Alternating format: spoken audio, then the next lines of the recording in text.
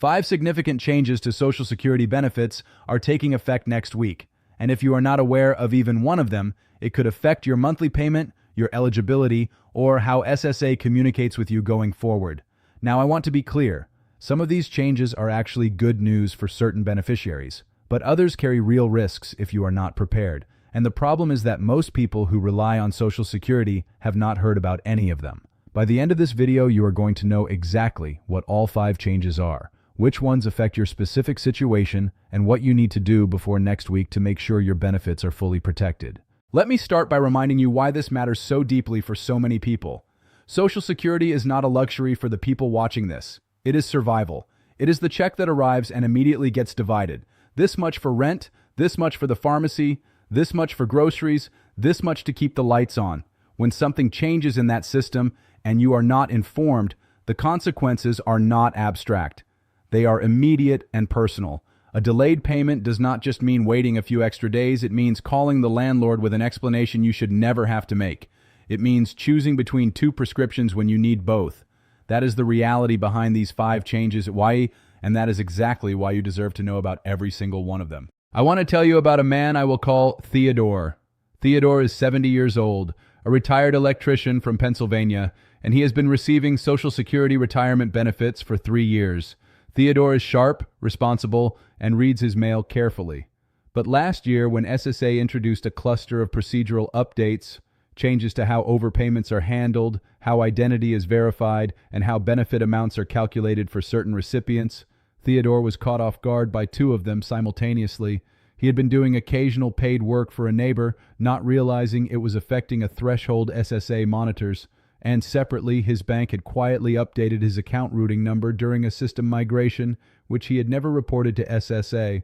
Within the same month, he received a notice about a potential overpayment, and his direct deposit was rejected because of the outdated routing number.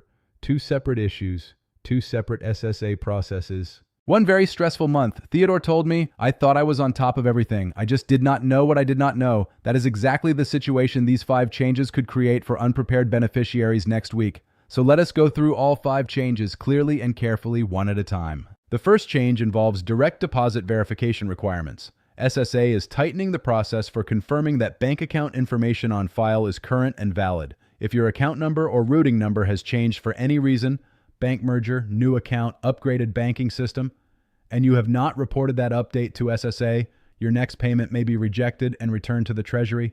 Getting it reissued requires contacting SSA, verifying your identity, and waiting for the reissuance process to complete. This can take anywhere from several days to several weeks. The fix is simple. Log into your My Social Security account at SSA.gov and confirm your direct deposit details are accurate right now before next week. The second change is an update to digital communication protocols.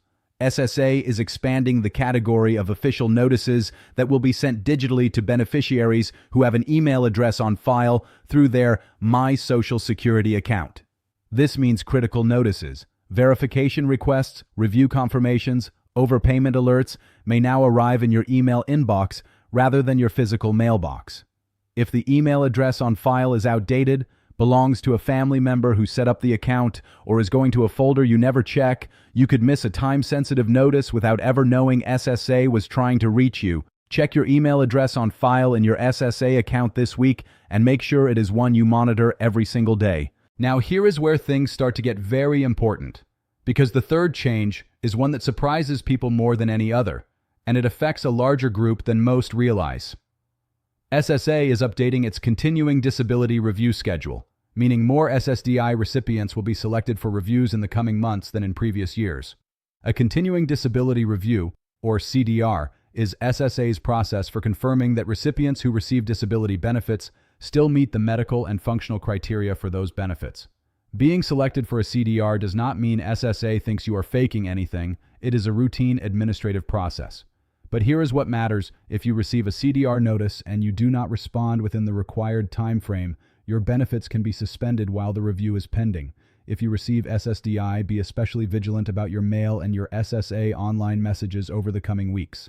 Respond to any CDR correspondence immediately and completely. The fourth change affects SSI recipients specifically and relates to how SSA calculates certain types of income and resources. SSA has updated its guidelines around what counts as income for SSI purposes, including how certain household contributions, gifts, and informal financial support are evaluated. This matters because SSI is a needs-based program with strict income and asset limits.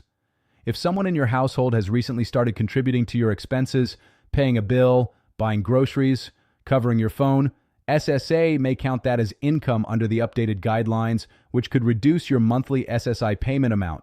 If your living situation or financial support arrangements have changed at all in recent months, contact SSA to understand how those changes may be evaluated under the new guidelines.